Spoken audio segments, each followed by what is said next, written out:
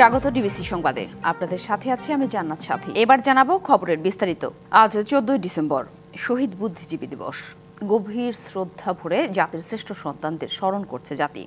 সকাল 7:05 রাজধানী মিরপুরে শহীদ বুদ্ধিজীবী স্মৃতিসৌধে জাতির শ্রেষ্ঠ সন্তানদের প্রতি ফুল দিয়ে শ্রদ্ধা জানিয়েছেন রাষ্ট্রপতি মোহাম্মদ শাহাবুদ্দিন। এরপরই 7:06 শহীদ বুদ্ধিজীবীদের প্রতি শ্রদ্ধা জানান প্রধান উপদেষ্টা ডক্টর মোহাম্মদ ইউনূস।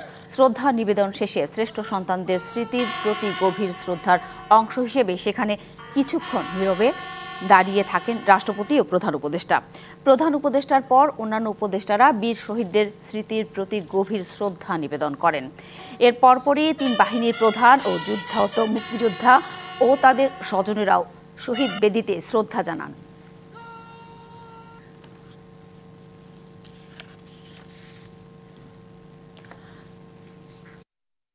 শহীদ বুদ্ধিজীবী দিবসে মিরপুরে বুদ্ধিজীবী স্মৃতিসৌধে বীর শহীদদের স্মৃতির প্রতি শ্রদ্ধা জানাচ্ছেন বিভিন্ন রাজনৈতিক দলের সদস্যরা।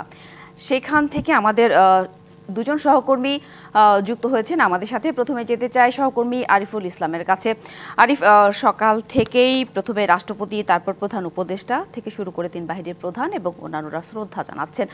গভীর শ্রদ্ধা ভরে জাতির শ্রেষ্ঠ সন্তানদের স্মরণ করছেন। যারা এসেছেন তারা কি বলছেন? সাথী, আজকে যে দিনটি সেটা কিন্তু জাতিকে মেধাশূন্য করতেই 1971 সালে আজকের এই দিনটাতে পাকিস্তানি হানাদার বাহিনী তার দোসর এবং কি এই মেধাশূন্য করতেই কিন্তু জাতির যে শিক্ষক থেকে শুরু করে শিক্ষক, চিকিৎসক, ইঞ্জিনিয়ার, সাংবাদিক বা রাজনৈতিক যে ব্যক্তিবর্গ আছে তাদেরকে হত্যা করেছে। তো সেই কারণেই কিন্তু কিছুক্ষণ আগেই আমরা দেখেছি রাষ্ট্রপতি এবং কি প্রধান উপদেষ্টা তারা নিজ নিজ অবস্থান থেকে এই মিরপুরের যে শহীদ বুদ্ধিজীবী স্মৃতিসৌধ রয়েছে সেখানে ফুল দিয়ে তাদেরকে স্মরণ করার জন্যই তাদেরকে শ্রদ্ধা জানিয়েছেন। এর পরবর্তীতে এটি প্রত্যেকের জন্য উন্মুক্ত করে দিয়েছে। আপনি দেখতে পাচ্ছেন যে কিছুক্ষণ আগে থেকেই উন্মুক্ত করে দেওয়া হয়েছে। ইতিমধ্যেই বিভিন্ন শিক্ষা প্রতিষ্ঠান থেকে শুরু করে বিশ্ববিদ্যালয়ের যারা আছেন, রাজনৈতিক বা বৈষম্য বিরোধী ছাত্র আন্দোলনের মিরপুর শাখার যারা আছেন তারা কিন্তু এসেছেন। ইতিমধ্যে এসে তারা ফুল দিয়ে শ্রদ্ধা জানিয়েছেন। যেহেতু আজকের এই দিনটা এখনো আসছেন, তবে পরবর্তীতে কিছুক্ষণের মধ্যে আমরা যেটা জানতে পেরেছি যে বুদ্ধিজীবী যে যারা শহীদ হয়েছেন সেই শহীদ হওয়ার পরিবারের পক্ষ থেকেও কিন্তু ফুল দিয়ে শ্রদ্ধা জানানোর কথা রয়েছে। তো আজকের এই 1971 যে ডিসেম্বর মাসে স্বাধীনতা যুদ্ধের শেষ পর্যায়ে এসে পাকিস্তানি বাহিনী যখন বুঝতে শুরু করে যে তাদের পক্ষে যুদ্ধে জেতা সম্ভব না, তখন তারা নবগঠিত দেশকে সাংস্কৃতিক, সামাজিক ও শিক্ষাগত দিক থেকে দুর্বল এবং পঙ্গু করে দেওয়ার জন্য পরিকল্পনা করতে থাকে। সেই পরিকল্পনা অনুযায়ী 14 ডিসেম্বর রাতে পাকিস্তানি বাহিনী তাদের দেশীয় দোসর রাজাকার আল বদর আল শামস বাহিনীর সহায়তা দেশের শ্রেষ্ঠ সন্তানদের নিজ নিজ গৃহ হতে তুলে এনে নির্মম নির্যাতনের পর হত্যা করে। এই পরিকল্পিত হত্যাকাণ্ডটি বাংলাদেশের ইতিহাসে বুদ্ধিজীবী হত্যাকাণ্ড যেটা আজকে পালন করছেন। তো সেই যে বিষয়গুলোর পাশাপাশি আজকে এই 14 ডিসেম্বরে পালিত হয় যেটা শহীদ বুদ্ধিজীবী দিবস। এছাড়াও বৈষম্য বিরোধী ছাত্র আন্দোলনের যারা সমন্বয়কে আছেন তাদের সঙ্গে কথা বলেছি। তারা বলছেন যে যেহেতু 71-এর সঙ্গে সঙ্গে 24 সালটাও একটি স্বাধীনতার একটি স্মৃতি, সেই স্বাধীনতার ইতিহাস বা 24 সালে যে স্বাধীনতা পেয়েছে আবার নতুন করে সেই স্বাধীনতা 71-এর সঙ্গে সঙ্গে সেই 24 সালের স্বাধীনতাও যাতে ভুলের ইতিহাস বিকৃতি না ঘটাতে পারে সেই বিষয়গুলো সত্যিকারের ইতিহাস নতুন প্রজন্মের কাছে তুলে ধরার প্রত্যয় তারা করেছেন। এর পাশাপাশি আজকে যে বুদ্ধিজীবী সেই বুদ্ধিজীবী দিবস উপলক্ষে প্রত্যেকটা স্তর থেকে কিন্তু আসছেন এই জাতির সূর্য সন্তানদের শ্রদ্ধা জানাতে বা জাতির শ্রেষ্ঠ সন্তানদের ফুল দিয়ে শ্রদ্ধা জানাতে কিন্তু এই মিরপুর বুদ্ধিজীবী কবরস্থানে বা স্মৃতিসৌধে আসছেন। তো পরবর্তী সংবাদে আমরা অবশ্যই দেখানোর চেষ্টা করব যে আরও কারা কারা আসছেন বা বিভিন্ন সংগঠন, বিভিন্ন রাজনৈতিক দল, ইতিমধ্যে আমরা বিএনপির পক্ষ থেকেও কিন্তু দেখেছি, যুব দলের পক্ষ থেকেও দেখেছি, স্বেচ্ছাসেবক দলের পক্ষ থেকেও কিন্তু আমরা দেখেছি ফুল দিয়ে শ্রদ্ধা জানাতে। তো এর সাথে এই ছিল এখান থেকে সবশেষ সাথী। ধন্যবাদ আরিফ, আপনি থাকুন, নিশ্চয়ই পরবর্তীতে আবারও আপনার সঙ্গে যুক্ত হব। এবার শ্রদ্ধা নিবেদনের খবর জানবো। এই মুহূর্তে মোহাম্মদপুর রায়ের বাজার বধ্যভূমি স্মৃতিসৌধে বীর শহীদদের স্মৃতির প্রতি শ্রদ্ধা জানানোর খবর জানাবেন আমাদের আরেকজন সহকর্মী সাব্বির রোজ। সাব্বির, বীর শহীদের স্মৃতির প্রতি শ্রদ্ধা জানাতে এই মুহূর্তে কারা কারা আছেন, রাজনৈতিক নেতারা কি বলছেন জানাবেন। সাথেই আপনি জানেন আজ শহীদ বুদ্ধিজীবী দিবস। ৯ মাসের রক্তক্ষয়ী মুক্তি সংগ্রামের পর যখন গোটা জাতি বিজয়ের দ্বারপ্রান্তে, ঠিক তখনই পাকিস্তানি হানাদার বাহিনী ও তার দোসররা জাতির বীর সন্তানদের হত্যাযজ্ঞে লিপ্ত হয় এবং আপনি জানেন যার মধ্যে দিয়ে একটি কালো অধ্যায় রচিত হয়। আজ এই 14ই ডিসেম্বর শহীদ বুদ্ধিজীবী দিবস। আমরা রায়েরবাজার বদ্ধভূমি স্মৃতিসৌধে সকাল থেকে আছি। এখন নেতাকর্মীরা আসতে শুরু করেছেন। বিভিন্ন ওয়ার্ড, বিভিন্ন থানা, বিএনপি ও এর অঙ্গ সহযোগী সংগঠনের নেতাকর্মীরা এসেছেন, আমরা দেখেছি। অন্যান্য দলের নেতাকর্মীরাও আসছেন, বিভিন্ন মিছিল এবং বিভিন্ন গ্রুপে তারা আসছেন। যদিও সকাল থেকে তেমন ভিড় লক্ষ্য করা যায়নি, কিন্তু এখন থেকেই সেই ভিড়টা শুরু হয়েছে এবং তারা শহীদ বেদিতে ফুল দিয়ে শ্রদ্ধা নিবেদন করছেন এবং জাতির বীর সন্তানদের প্রতি তাদের যে মনের যে শ্রদ্ধা রয়েছে বা ভাব রয়েছে বা অনুপ্রেরণা রয়েছে সেগুলো প্রকাশ করছেন। এবং আপনি যদি বললেন যে রাজনৈতিক দলের নেতাকর্মীরা কী বলছেন, এখনও বিএনপির পক্ষ থেকে রাজনৈতিকভাবে সেভাবে কোনো বক্তব্য দেওয়া হয়নি।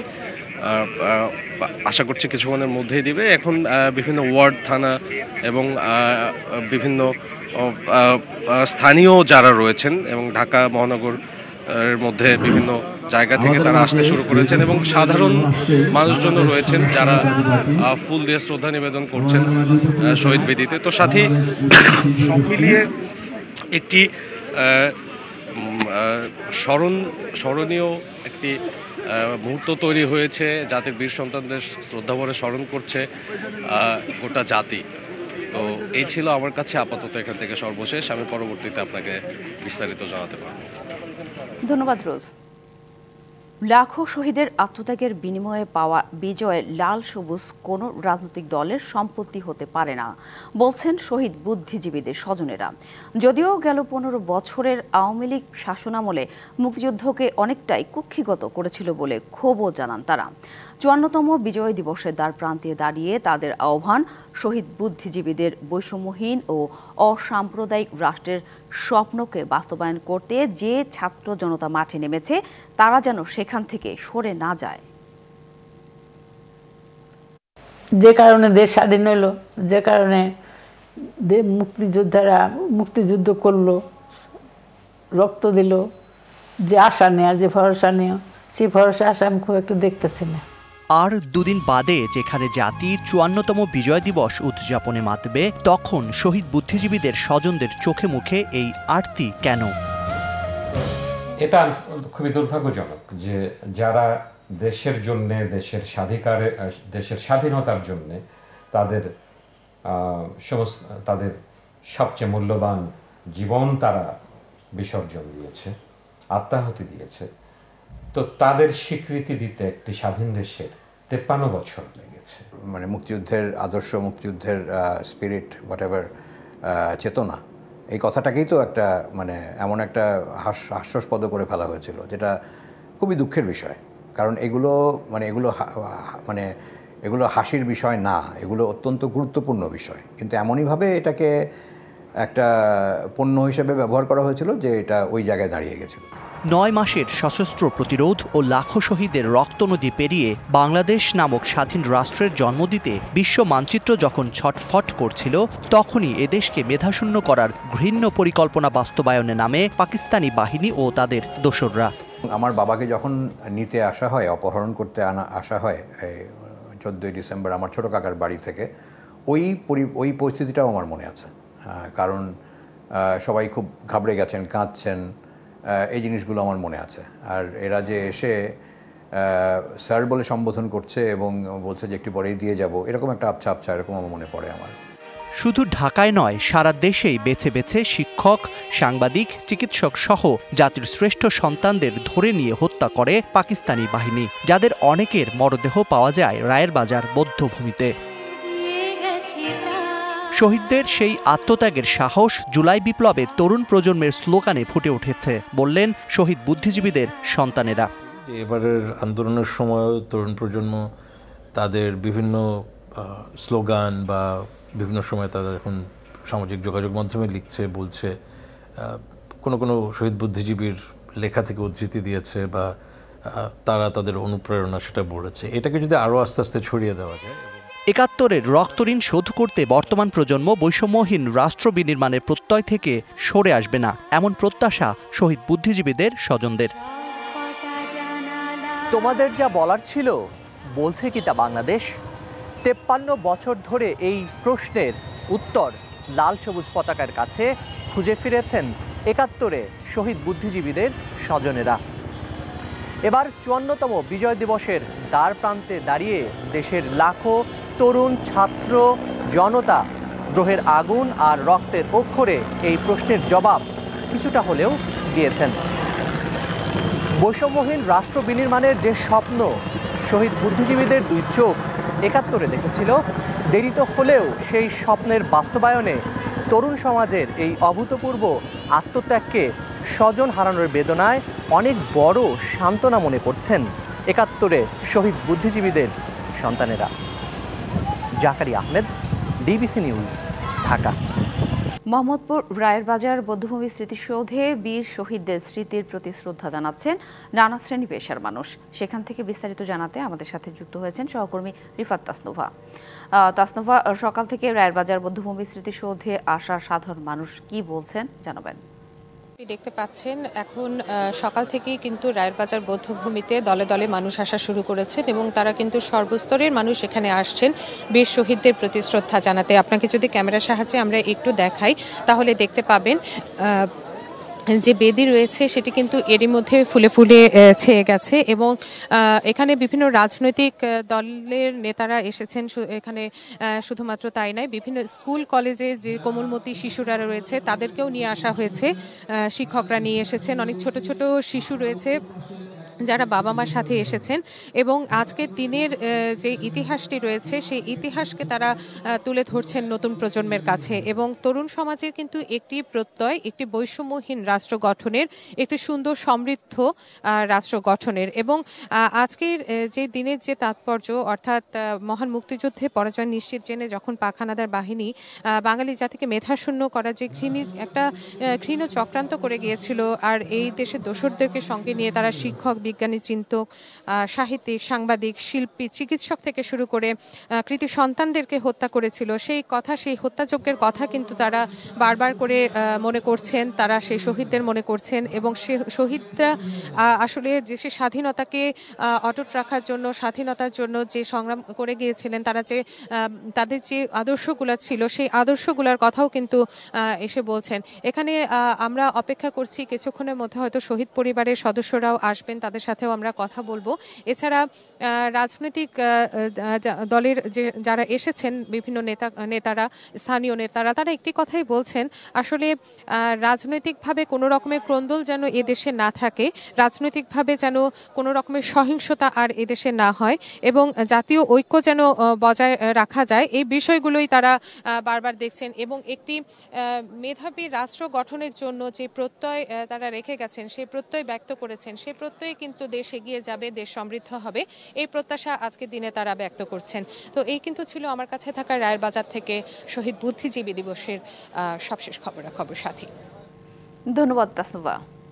বছর জুড়ে অনাদরে, অবহেলা আর অযত্নে পড়ে থাকে গাজীপুরের শ্রীপুর মুক্তিযোদ্ধা রহমত আলী সরকারি কলেজ করিডোরে থাকা বধ্যভূমিটি। ৩ ফিট উচ্চতার সীমানা প্রাচীর দিয়ে দায় সারতে চায় প্রশাসন। শহীদ বুদ্ধিজীবী দিবস ও বিজয় দিবস এলেই শুরু হয় পরিষ্কারের তোড়জোড়। পাক বাহিনীর বর্বরতায় গড়ে ওঠা কালের সাক্ষী গণকবরের এই চিত্রে চরম হতাশ ও ক্ষুব্ধ মুক্তিযোদ্ধারা। ইসমাইল হোসেন পরিষ্কার করছেন পাক বাহিনীর বর্বরতার সাক্ষী শ্রীপুর মুক্তিযোদ্ধা রহমত আলী সরকারি কলেজের সীমানার মধ্যে থাকা এই বধ্যভূমিটি।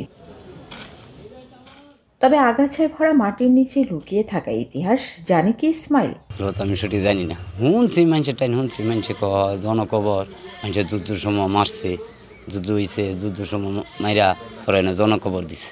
ভেঙে যাওয়া কংক্রিট আর আবর্জনার স্তূপ বোবা সাক্ষী হয়ে জানান দিচ্ছে অবহেলা ও অযত্নের। কলেজ কর্তৃপক্ষ দায় এড়ালেও বধ্যভূমিকে নতুন রূপ দেওয়ার আশ্বাস কলেজ শাখা ছাত্র দলের সভাপতির। এটা আমাদের জন্য অহংকার। আমরা যারা কলেজের শিক্ষক স্টাফ ছাত্রছাত্রী যারা আছি আমরা ওখানে সত্যিকার আমাদের এটা অন্যতম পবিত্র স্থান মনে করি। অনেক সময় প্রশাসনের কাছে আবেদন করছি যে এখানে আমরা যদি কোনো ধরনের ইয়ে করতে পারি, স্মৃতিসৌধ বা এরকম কিছু করা যায় কি না। দাবি জানাই এই গণকবরের জায়গাটা যেন সুন্দর ভালোভাবে একটি সকলের দৃষ্টি থাকে। একদিকে ৭১-এর স্মৃতিচিহ্নের প্রতি অবহেলা, অন্যদিকে প্রশাসনের উদাসীনতায় ভুয়া মুক্তিযোদ্ধার তালিকা, সব মিলে নিজেদের আক্ষেপ আর দীর্ঘশ্বাস আসে মুক্তিযোদ্ধাদের কাছ থেকে। কেন তাদেরকে এই স্বাধীনতা সম্পর্কে জানতে দিবে না, এটা ছোট থেকে দিতে হয়। ছোট থেকে দিলে তার মন মগজে এটা ঢুকে এই স্বাধীনতার প্রতি তাদের শ্রদ্ধা আসে। দুঃখ এটি যে স্বাধীনতার ৫৩ বা ৫৪ বছর পরে আজ পর্যন্ত স্বাধীনতার স্বাদ আমরা গ্রহণ করতে পারি নাই। গত সরকারের যে ফ্যাসিস্ট সরকার যাকে আমরা বলি, অর্থাৎ শেখ মুজিবুরের কন্যার কাছ থেকে আমরা এটা আশা করি নাই। মুক্তিযুদ্ধকালীন স্মৃতি সংরক্ষণের পাশাপাশি প্রকৃত মুক্তিযোদ্ধার সঠিক তালিকা প্রকাশে দাবি উঠে আসে তাদের কাছ থেকে। Mahmuda Sikder, DBC news, Gazipur. অযত্ন আর অবহেলায় কিশোরগঞ্জের ভৈরবের ব্রহ্মপুত্র নদীর তীরে পানা উল্লার চর বধ্যভূমি। বিশেষ কয়েকটি দিন এলেই কেবল বাড়ে কদর, করা হয় পরিষ্কার পরিচ্ছন্ন, বাকি সময় দেখার থাকে না কেউ। এ নিয়ে ক্ষুব্ধ স্থানীয় মুক্তিযোদ্ধা ও এলাকার লোকজন। ১৯৭১ সালে কিশোরগঞ্জের ভৈরবেও গণহত্যা চালায় পাক হানাদার বাহিনী। হাজারো নিরস্ত্র বাঙালিকে নির্মমভাবে হত্যা করে ফেলে দেওয়া হয় ব্রহ্মপুত্র নদে। স্বজনরা কিছু মরদেহ পেলেও বাকিদের পানাহুল্লার চরে দেয়া হয় গণকবর।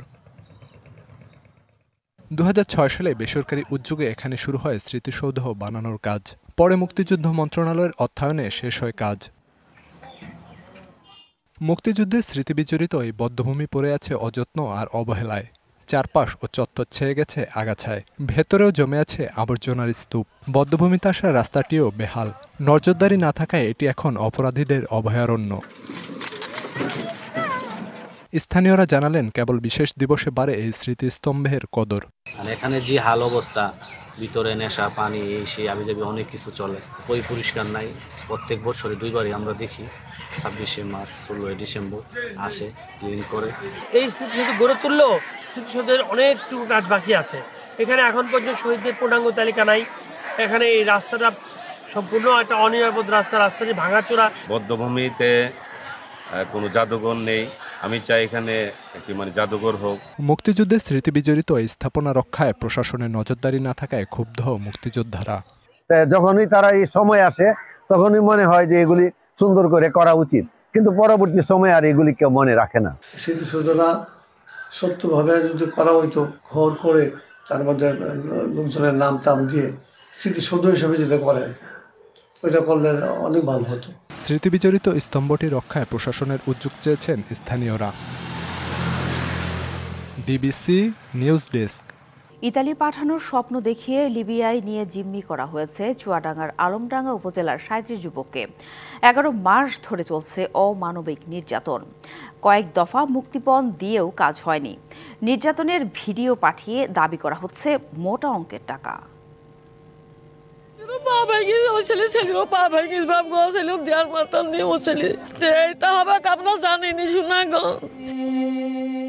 লিবিয়ায় মাফিয়াদের কাছে বন্দী সাগরী খাতুনের একমাত্র ছেলে আবু জাফর। কয়েক দফা মুক্তিপণ দিয়েও উদ্ধার করা যায়নি।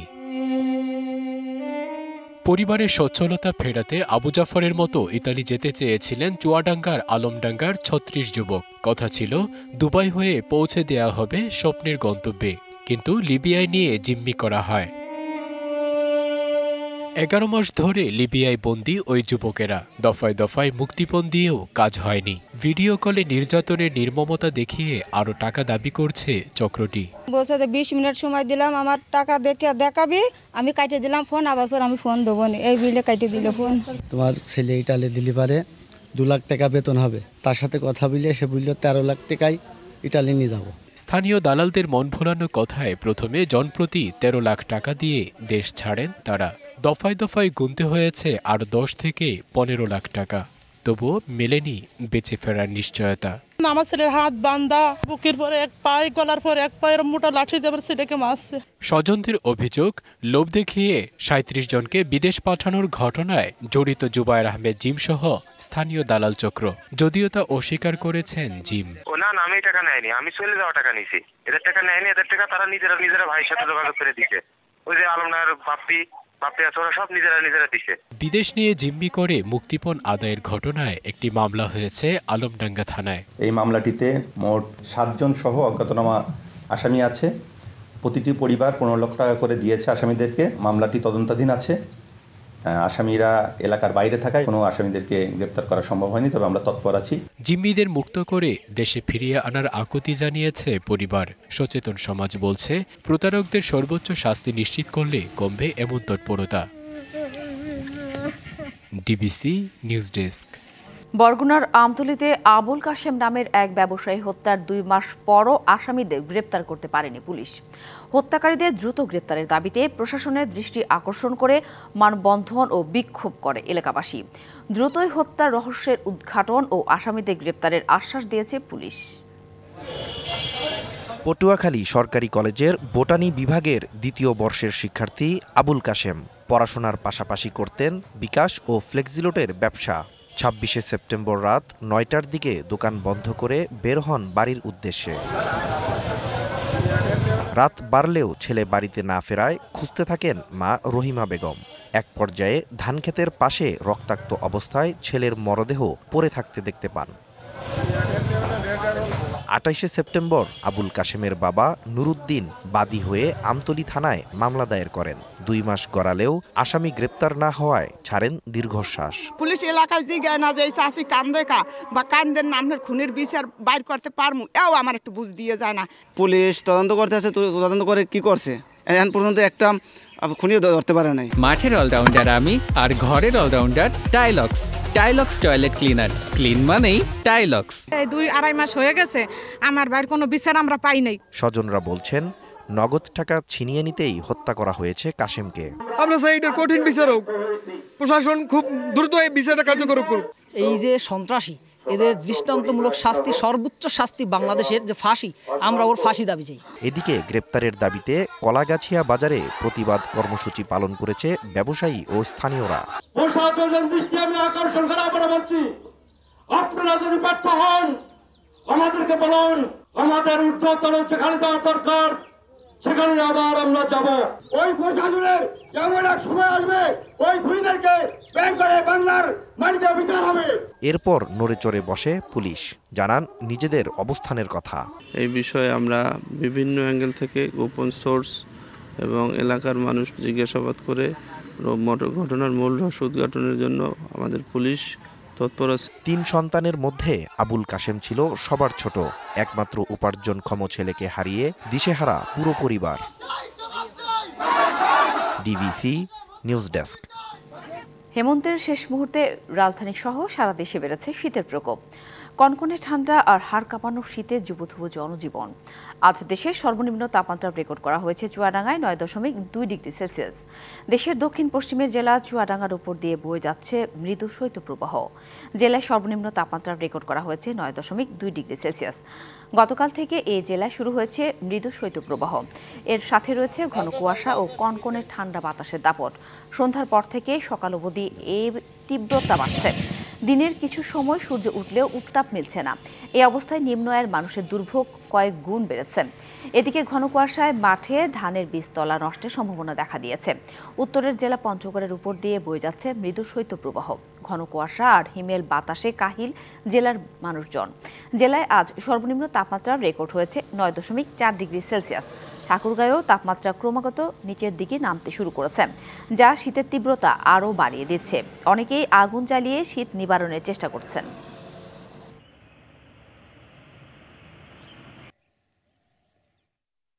ঠান্ডা কুয়াশা বেশি, আজকে প্রাইভেট যেতে কষ্ট হয়। কুয়াশার টানে ঠান্ডা বাড়ি থেকে বাইরে হওয়া যায় না, শীতের জন্য হাত পা ককড়া হয়ে যাচ্ছে। দক্ষিণ পশ্চিমের জেলা চুয়াডাঙ্গায় আজ সর্বনিম্ন তাপমাত্রা রেকর্ড করা হয়েছে 9.2 ডিগ্রি সেলসিয়াস।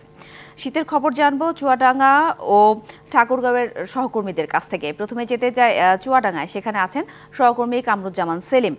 সেলিম, জানাবেন শীতের তীব্রতা আজ কেমন অনুভূত হচ্ছে, শীতের জনজীবন ও প্রকৃতিতেই বা কেমন প্রভাব ফেলেছে? আজকে সকাল 6টায় চুয়াডাঙ্গার তাপমাত্রা কিন্তু রেকর্ড করা হয়েছে 9.2 ডিগ্রি সেলসিয়াস। এই সময় কিন্তু বাতাসের আর্দ্রতা 97%, যেটি গতকাল ছিল 9.8 ডিগ্রি সেলসিয়াস। গতকাল থেকেই কিন্তু চুয়াডাঙ্গার উপর দিয়ে মৃদু শৈত্যপ্রবাহ বয়ে যাচ্ছে। আমরা এই শীতের কারণে দেখেছি বিকাল থেকেই কিন্তু সাধারণ মানুষের কিন্তু চলাফেরা, রাস্তায় চলাফেরা কিন্তু কমে গেছে।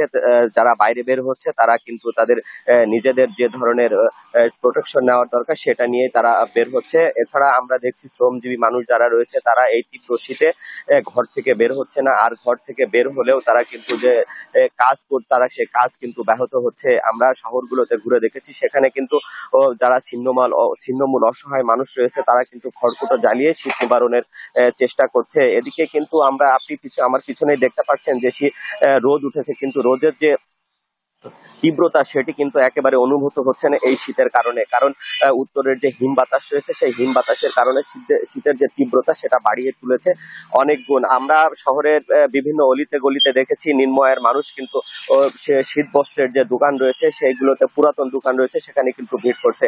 এছাড়া আমরা হাসপাতালগুলোতে দেখেছি সেখানে কিন্তু শীতজনিত বিভিন্ন রোগীর সংখ্যা বাড়ছে। বিশেষ করে শিশু এবং বয়স্ক রোগীদের সংখ্যাই সবচেয়ে বেশি। শিশুদের ডায়রিয়া, নিউমোনিয়া এবং বড়দের কিন্তু যারা বয়স্ক রয়েছে তাদের কিন্তু শ্বাসকষ্ট, অ্যাজমা রোগ নিয়ে বেশি ভর্তি হচ্ছে। আবহাওয়া অফিসের পক্ষ থেকে যেটি বলা হচ্ছে যে আগামী 2 থেকে 3 দিন আরো যে তাপমাত্রা পারদ সেটি কমে আসবে।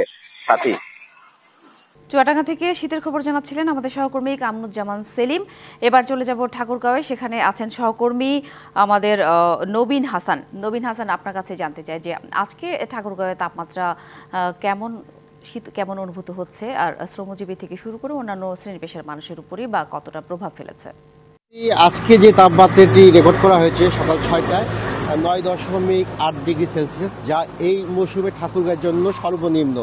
দিন যত গড়াচ্ছে তাপমাত্রা কিন্তু তত নিম্নমুখী হচ্ছে, আর দুর্ভোগ ততটা বাড়ছে। আপনি বলছিলেন যে দুর্ভোগ কেমন, এই শীত কিন্তু ঠাকুরগাঁওয়ের মানুষের জন্য কোনো উপভোগের বিষয় নয়, এটি দুর্ভোগ নিয়ে আসে প্রতি বছর। এই শীতে সাধারণ মানুষেরা সবচেয়ে বেশি দুর্ভোগে পড়ে, খেটে খাওয়া এবং নিম্ন আয়ের মানুষেরা, যারা দিন আনে দিন খায়, যারা সকাল সকাল কাজের সন্ধানে বের হয়, তাদের অনেকের সাথে আমার কথা হচ্ছে। তারা অনেকেই যারা দিন আনে দিন খায় কাজ পাচ্ছে না, বা কাজ পেলেও তারা ঠিকমতো তাদের কাজ করতে পারছে না।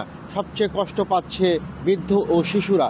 আমরা লক্ষ্য করছি যে হাসপাতালগুলোতে কিন্তু ডায়রিয়া, নিউমোনিয়া ও শ্বাসকষ্টজনিত রোগীর সংখ্যা বাড়ছে, এবং অনেকেই কিন্তু বেডের জায়গা না পেয়ে কিন্তু তাদের মেঝেতে অবস্থান করতে হচ্ছে, এমনটাও আমরা লক্ষ্য করছি। ডাক্তাররা বলছেন যে আবহাওয়া এই তাপমাত্রা কমার কারণে কিন্তু ডায়রিয়া এবং নিউমোনিয়ার প্রকোপ দেখা দিয়েছে ঠাকুরগাঁয়ে, এবং তারা পরামর্শ দিচ্ছেন বৃদ্ধ এবং শিশুদের যে আমরা বাড়তি যত্ন নেওয়া হয়। এছাড়াও আমরা ঠাকুরগাঁয়ের বিভিন্ন প্রান্তে ঘুরেছি। প্রতি বছর যেরকম শীতবস্ত্র বিতরণ করা হয় এবছর তার কার্যক্রম শুরু হয়েছে, তবে আমরা দেখছি যে পরিমাণ চাহিদা শীতবস্ত্রের, তেমনটা কিন্তু চাহিদার তুলনায় অনেক কম শীতবস্ত্র পাওয়া গিয়েছে এই জেলায় বরাদ্দ। তারপরও আমরা প্রশাসনকে দেখছি তাদের তৎপরতা চালিয়ে যাচ্ছে। গতকালকেও আমরা ঠাকুরগাঁয়ের দেখেছি যে জেলা প্রশাসক গভীর রাতে জেলার বিভিন্ন মাদ্রাসাগুলোতে এবং বিভিন্ন পথচারীদের মাঝে শীতবস্ত্র বিতরণ করেছেন। এছাড়াও কিন্তু আবহাওয়া অফিস বলছে দিন যত গড়াচ্ছে তাপমাত্রা তত নামতে পারে বলে তারা আমাদের জানিয়েছেন। সব মিলিয়ে সাথী, এই ছিল ঠাকুরগাঁও থেকে শীতের সর্বশেষ খবর। নিশ্চয়ই আমরা পরবর্তীতে আবারও বিস্তারিত জানাতে পারবো। নিশ্চয়ই নবীন হাসান, ধন্যবাদ আপনাকে। ধন্যবাদ কামরুজ্জামান সেলিমকেও। আবারও অভিশংসন ভোটের মুখে পড়েছেন দক্ষিণ কোরিয়ার প্রেসিডেন্ট ইউন সুক ইয়োল। স্থানীয় সময় শনিবার প্রেসিডেন্টের অভিশংসনের জন্য দ্বিতীয়বারের মতো ভোট দেবেন দেশটির আইন প্রণেতারা। শুক্রবার পার্লামেন্টে আনুষ্ঠানিকভাবে দ্বিতীয় অভিশংসনের প্রস্তাব পেশ করেছে দেশটির ন্যাশনাল অ্যাসেম্বলি।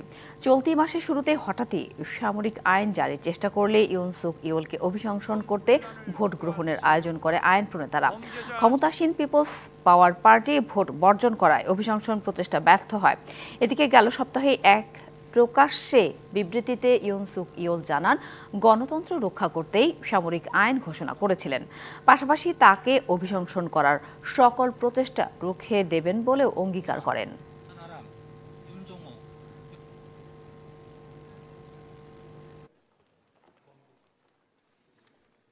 সংবাদে এই ছিল এখনকার মতো। ডিবিসি নিউজের সংবাদগুলো পড়তে ভিজিট করুন dbcnews.tv আর ভিজিট করুন ডিবিসি নিউজের ফেসবুক পেজ এবং ইউটিউব চ্যানেল। ডিবিসির সঙ্গে থাকুন।